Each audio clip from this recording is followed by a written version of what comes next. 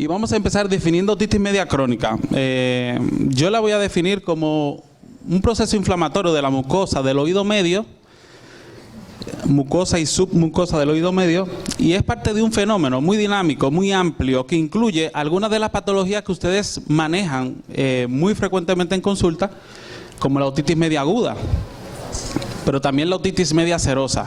Y la cuestión es que esta inflamación del oído medio puede ir evolucionando de forma dinámica, a veces progresando, a veces haciendo regresión, y ese niño que hoy tiene una otitis media serosa o que ha tenido ya 2 otitis media aguda en el transcurso de su crecimiento, ¿no?, eventualmente puede hacer una otitis media crónica como la conocemos. Por eso yo lo considero como parte de un mismo proceso, de un proceso dinámico que nosotros podemos intervenir para evitar las peores secuelas y las complicaciones que ustedes conocen mejor que yo algunas. La inflamación prolongada altera otros tejidos como la membrana timpánica, la cadena ossicular, el hueso que separa el oído del cerebro. Y bueno, la afectación de estas diferentes estructuras dará complicaciones, síntomas, signos que nosotros conocemos y que vamos a detallar un poco. La otitis media crónica supurativa, que es quizás la que nosotros tenemos como otitis media crónica, no es más es cuando hay una perforación en la membrana timpánica y a través de esa perforación pues entra contaminante, sale pus, es evidente la otorrea, la supuración, que es muy llamativa en los niños, y esto es solamente un estadio de un proceso, como le dije, dinámico, pero es quizás un punto de inflexión que debemos conocer bien, porque a partir de aquí las cosas ocurren muy rápido, los fenómenos son diferentes y las consecuencias pueden ser fatales a veces. Como he dicho, las secuelas vamos a abordarlas, algunas de ellas, algunas son muy menospreciadas, como un déficit en la adquisición del lenguaje y en la interacción, pero para mí es quizás de la más importante, la más importante y más frecuente consecuencia de este problema del oído medio. Algunas personas que consideran la comunicación, el lenguaje, como una característica innata del ser humano, y no hay un error más grande que ese. La comunicación, el lenguaje es una característica que aprendemos, y esa duda, esa equivocación, ese error ha pasado por muchas generaciones, tiempo, y bueno, tenemos evidencia que desde el año 7000 a.C. eso motivó un estudio, no muy formal, no pasó por ningún comité científico, pero un faraón aisló una cantidad de niños, simplemente lo aisló para ver si aprendían un lenguaje. En su creencia religiosa ellos entendían, mi Dios no va a permitir que esta gente, estos niños, se queden sin aprender, porque Dios es el que da el lenguaje a los niños. Y resulta que esos niños aprendieron muy mal lenguaje, apenas aprendieron a decir pan, porque era lo único que le daban los cuidadores o los guardianes, se le decían pan, y eso aprendieron, pan. Es feo, ¿no? Y eso fue hace 7000 años antes de Cristo, afortunadamente hace mucho tiempo. Pero, ¿qué va? Hasta el siglo XVII después de Cristo todavía, un Mongol Khan, allá en Mongolia, quiso refinar el estudio. Lo hizo un poquito más sofisticado y aisló 12 niños con unas cuidadoras que hicieron voto de silencio. O sea, estas mujeres estaban amenazadas de si hablaban lo que sea, se morían, ¿no? No aprendieron nada, ni pan, ni hola, apenas hacían ruidos como si fueran animales, motivados por emociones, sentimientos, dolor, rabia, ira, y no aprendieron nada. Y bueno, eran animales encerrados. Esto es más que una prueba, una demostración de que la comunicación y el lenguaje es una característica aprendida, fundamental, y que es una de las cosas que nos diferencia de los animales. Por lo tanto, importantísima, ¿no? No voy a abundar más sobre esto porque entiendo que quedó bastante claro. Tenemos que detectar el déficit en la audición, porque este es el instrumento que nos permite aprender y copiar el lenguaje que tenemos en nuestro entorno. Por lo tanto, fundamental. abordando un poquito más sobre la otitis media crónica, un problema muy frecuente en nuestro medio. Bueno, no es más que una inflamación, como el nombre lo dice, de la mucosa y submucosa del oído medio, condicionado por varias razones. Una de ellas, la poca ventilación de ese oído medio. Para algunos embriólogos, el oído medio incluso se considera como un seno paranasal. Un seno paranasal ectópico, eso el sentido común nos dice que por lo tanto tiene que pasar aire, tiene que haber una mucosa respiratoria, se ve afectado por las mismas enfermedades de la vía aérea alta, ¿no? Por lo tanto, es muy frecuente que estos niños que tienen otitis media aguda, serosa o en su defecto crónica han pasado por diferentes procesos respiratorios, hipertrofia de adenoides, rinosinusitis, rinitis, etcétera. Y esto es muy importante entenderlo porque es parte del mismo proceso. Las secuelas serán dependiendo. Bueno, en esta imagen podemos ver esa trompa de Eustaquio comunicando al fondo, la rinofaringe o el fondo de la nariz, con el oído. Esto es fundamental entenderlo porque a nuestras consultas de pediatría, a las consultas de otorrino, llegan un montón de niños con rinitis, rinosinusitis, hipertrofia de adenoides, catarro de vía aérea alta frecuente, y este mal funcionamiento en este sistema de drenaje y ventilación de ese seno paranasal ectópico o oído medio es lo que va a condicionar enfermedades en el futuro. Por lo tanto, lo abordaremos más adelante en el tratamiento, tiene que ver mucho con la nariz. Las secuelas dependerán de qué está afectando esa inflamación dentro en el oído medio. Por lo tanto, la mucosa, pues granulación, inflamación, una mucosa que hace metaplasia y segrega más moco de lo habitual, etcétera.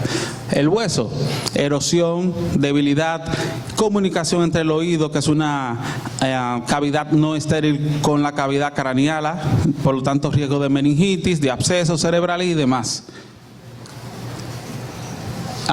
Quizá la más frecuente, la que nos llama más la atención porque es lo más evidente, por supuesto, cuando hay una inflamación en la membrana timpánica puede pasar por una atrofia.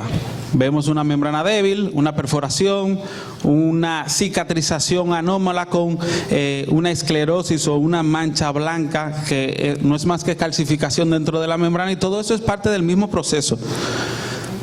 En la cadena osicular, pues se puede erosionar, se puede destruir esa cadena osicular que tiene la función de amplificar los sonidos que nos llegan por el oído. Por lo tanto, si se daña eso, oímos mal. Bien. Por supuesto, el nervio facial, que está ahí para complicar más el asunto, puede producir parálisis facial, disfunción del nervio facial, no solamente una... Y el laberinto, que es parte del equilibrio y de el principal instrumento para mantener una forma dinámica y estable en nuestro cuerpo. Entonces, hablando ya de la perforación en la membrana timpánica, yo quiero hacer un poquito de hincapié en esta parte, porque todos aquí podemos ver una perforación timpánica. Hay muchas de las otras secuelas o fenómenos que van ocurriendo que, dependiendo de los instrumentos que tengamos o de las herramientas diagnósticas que tengamos, podemos o no confirmarla. Pero la membrana timpánica casi todos podemos verla. Y por lo tanto podemos ver una perforación si hay o no hay. Y cuando ocurre una perforación en la membrana timpánica hay una cosa que ya es fundamental. El oído medio se comunica con el oído externo y esa flora del oído medio, que es de vía aérea alta, cambia a una flora de oído externo, que es estafilococo y pseudomonas. Ya ustedes comprenderán el desastre que empieza a ocurrir ahí. Infección recurrente, por supuesto, mala audición, porque la membrana es parte del sistema de amplificación de los sonidos, pero sobre todo esa inflamación empieza a multiplicarse exponencialmente. Ahora tenemos infección recurrente, por lo tanto empieza a ser más agresiva, más tejido de granulación, más supuración, más debilidad en el hueso y todas las otras complicaciones y secuelas que pueden ocurrir. Pero a veces, por eso yo considero que la perforación es un punto de inflexión que nos debe motivar a ser más agresivo en ese tratamiento, en esa otitis recurrente, en esa otorrea que solamente ha ocurrido una o dos veces, pero cuando ocurre esta perforación y se cronifica esa perforación, se queda estable y no se modifica, las consecuencias van a ser mucho peores. Pero no siempre hay perforación. Por ejemplo, aquí tenemos una membrana timpánica que parece normal. Una persona que tenga poca experiencia viendo oídos puede interpretar esto como un oído normal, pero si nos damos cuenta, está retraída, está chupada hacia adentro, para que lo entendamos en palabras más fáciles de... Este, que es el mango del martillo, está metido hacia adentro, y este, que es el resto de la cadena, ya está inmóvil. ¿A qué me refiero inmóvil? La membrana se pegó a él y no lo deja moverse. En este caso no hay una perforación, pero este niño debe oír muy mal. Bien, y no ha tenido otorrea, no ha tenido supuración del oído posiblemente, porque ni siquiera tiene cicatrices y no tiene una perforación. Pero ese problema, esa inflamación en el oído medio, está pasando prácticamente desapercibido, con el único síntoma de que no escucha bien. Y dependiendo de la edad del niño, eso llamará más o menos la atención. Puede incluso pasar desapercibido, como un niño que respira mal por la nariz, él se enferma mucho, no escucha bien, se porta mal, como ronca porque tiene hipertrofia de adenoides, siempre está estresado, agitado, con hiperkinético, no presta atención, le va mal en la escuela, vamos, con la boca abierta, los dientes abiertos, mucho moco.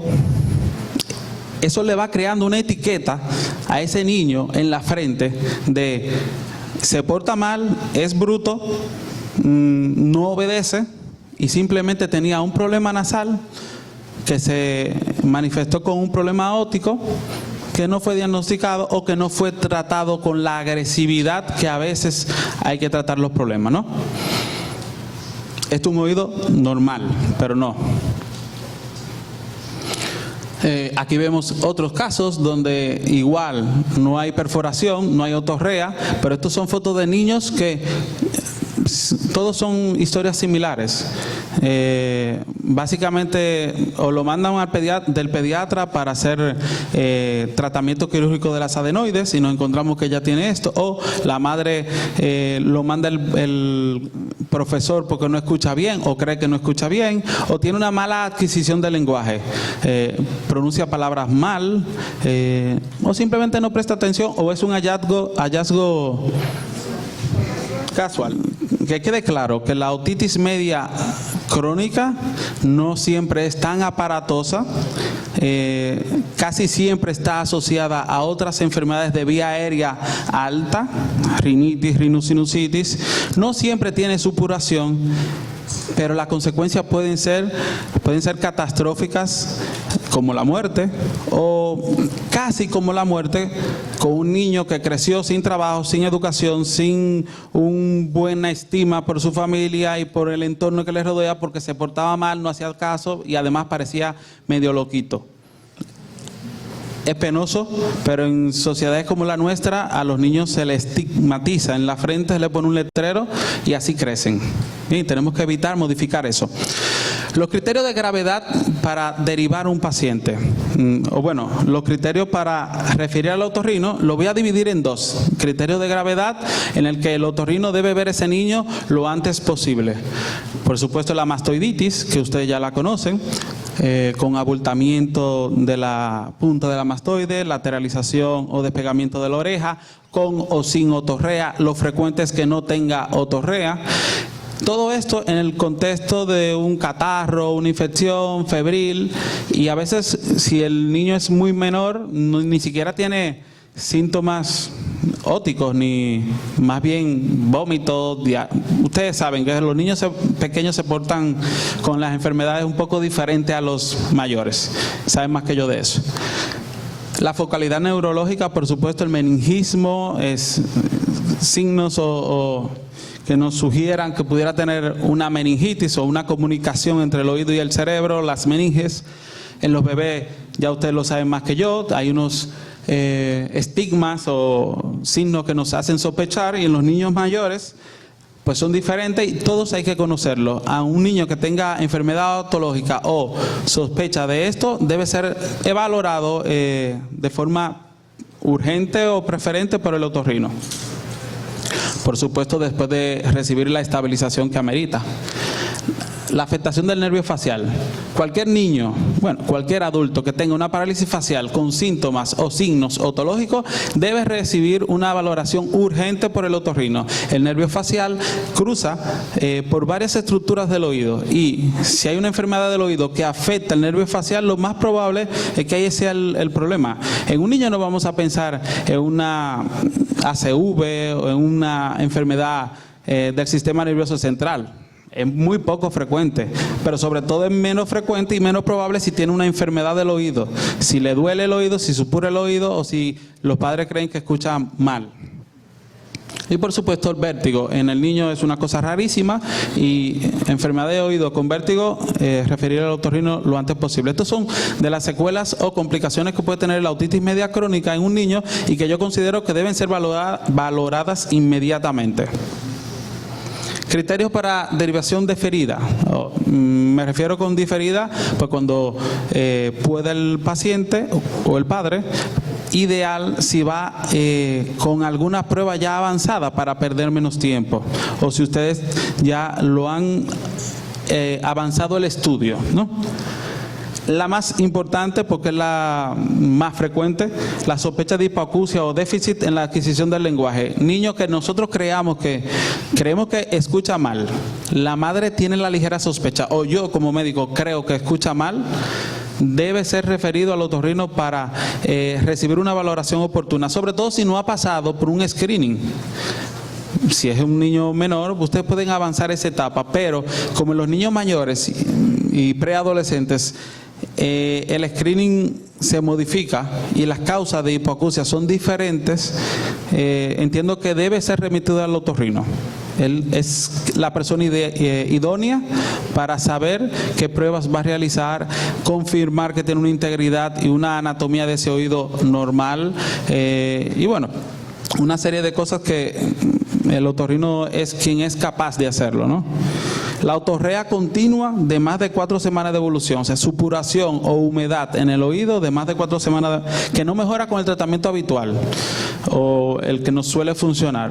Y como recordemos, consideramos el oído medio como una vía aérea alta, accesoria o periférica o ectópica, el tratamiento correcto de una otitis media aguda es antibióticos para vía aérea alta, no gentamicina, no amikacina, nada de eso.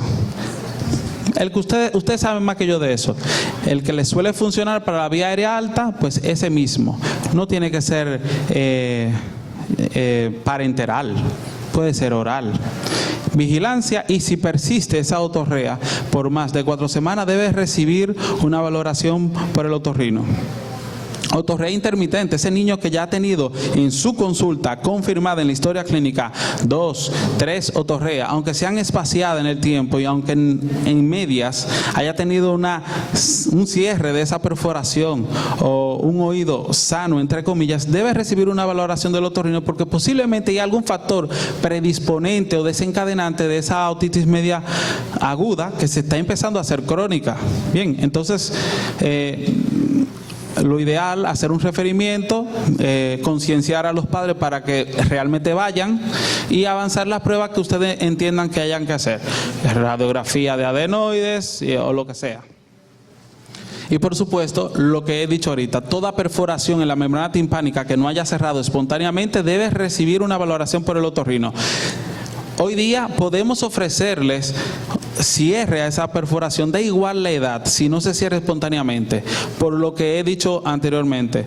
No es lo mismo un oído medio con una flora normal de vía aérea alta que un oído medio con pseudomonas o estafilococos. Los riesgos de complicación o de infección por bacterias más difíciles de curar y las secuelas, por supuesto, serán mucho más altas.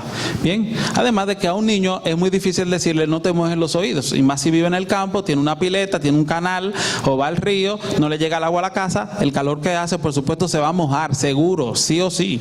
Entonces, lo ideal es que si no se cierra espontáneamente, la cerremos.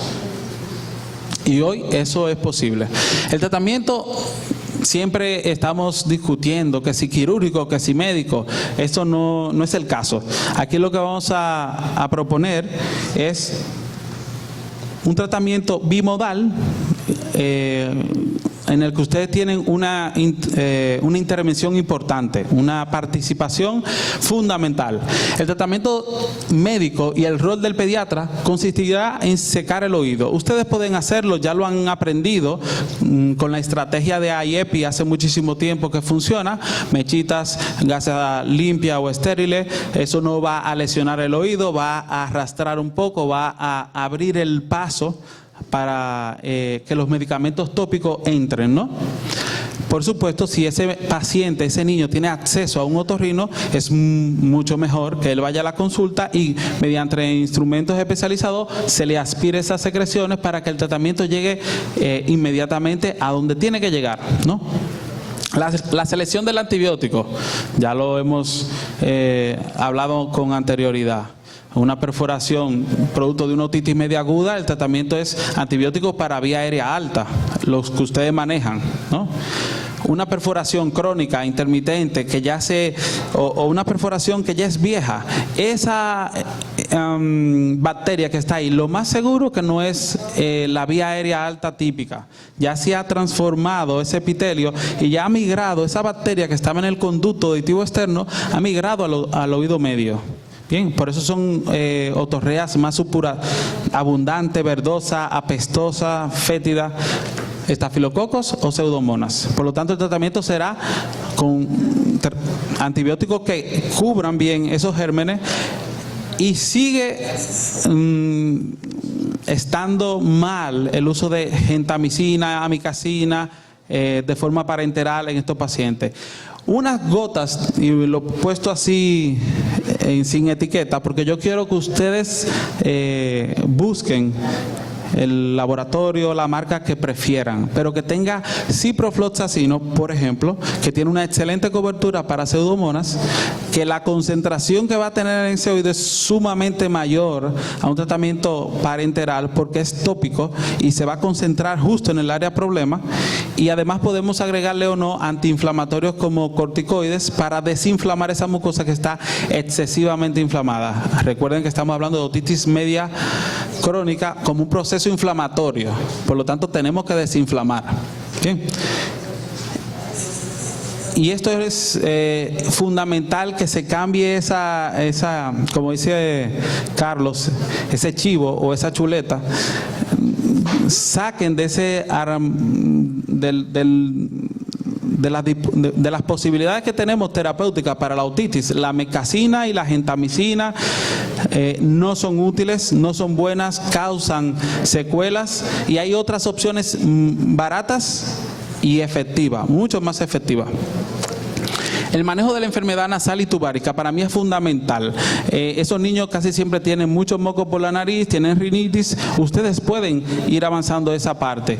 Corticoides tópicos nasales cuando esté indicado, lavados nasales con suero fisiológico cuando esté indicado. Si la clínica dice que es una rinitis, manejen la rinitis. Si la clínica dice que es una hipertrofia de adenoides, pues manejen eso hasta que llegue el momento, si hace falta, de cirugía. Ustedes conocen muy bien esa área. No nos concentremos en el oído y olvidemos la nariz. Manejémoslo en conjunto porque casi siempre están asociados. Oportuno y adecuado referimiento. Aquí, pues ustedes son los que tienen la batuta, ¿no? Lo ideal es que nos envíen el paciente ya con el oído seco, y esto lo pueden lograr con la infección más o menos avanzada o curada. Y nosotros nos concentremos en manejo de secuelas, evitar complicaciones y reparar los daños que ha causado esa inflamación en el oído. Eso lo podemos lograr, ese equipo, con esa dinámica de trabajo en el que el niño no pierde tiempo y se beneficia de lo mejor de ustedes y lo mejor de nosotros. Precaución de higiene y estilo de vida. Por supuesto, un niño con otitis media crónica no debe mojarse el oído si tiene la perforación en la membrana, no debe meterse cosas en los oídos. podemos enseñarle a la madre que se puede, si tiene supuración, coger la gasita que ustedes saben, hacer la mechita, hacer la limpieza del oído para que el tratamiento llegue mejor. Y bueno, en la parte quirúrgica, que es la que nos toca a nosotros, yo no voy a abordar mucho porque por lo general nosotros duramos semanas reunidos y nunca nos ponemos de acuerdo. Siempre hay una cosa nueva que aplicar, siempre hay una cosa mejor que tenemos que aprender. Y bueno, yo le voy a decir 2 o 3 cosas. Corregir la disfunción nasal y tubárica, a veces es necesaria la cirugía. La hipertrofia de adenoides, si no cede con tratamiento o tenemos que esperar demasiado,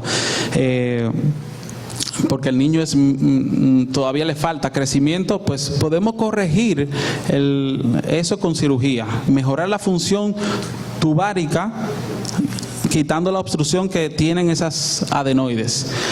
A veces los niños tienen una rinitis importante que ha pasado mucho tiempo y esos cornetes, por poner un ejemplo, se han hipertrofiado y ya no regresan, ya no se retraen con el tratamiento médico correcto que ustedes le suelen poner. Esos niños también hay que mejorar la ventilación nasal.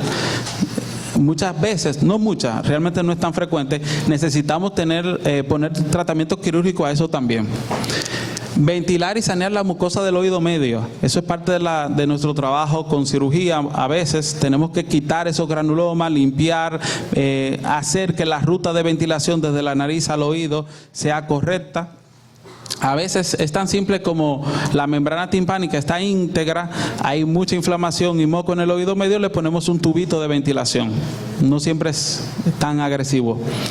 Restablecer la integridad de la membrana timpánica, como he dicho, para mí un punto de inflexión en la evolución de esta enfermedad. Tenemos que restaurar la barrera anatómica que Dios nos puso ahí para que eso no se comunique.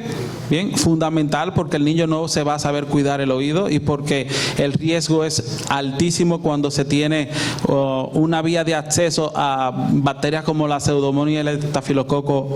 Bien, entonces eso hay que, además, evitar y corregir las complicaciones que yo hablé ahorita, ¿no? Evitar secuelas también, tanto orgánicas como de interacción, sociales, lenguaje y demás. Todo esto ya hoy lo podemos lograr con cirugía prácticamente poco invasiva. Tenemos que quitar el estigma que tenía la cirugía de oído. Antes el niño o el adulto que operábamos de oído se quedaba sordo, a veces con parálisis facial, a veces no se podía mojar el oído y entonces estábamos en lo mismo. Hoy día podemos ofrecer soluciones terapéuticas que permitan que el niño se bañe con la familia en la playa o la piscina, que escuche mejor. Si no podemos restablecer la audición, podemos poner ese oído en condiciones para que se le adapte un audífono y no sufra de supuración, porque un oído con supuración no se puede poner un audífono. Y por supuesto, evitar consecuencias o secuelas de esa otitis media crónica que pueden ser fatales: meningitis, absceso cerebral, muerte. ¿Bien?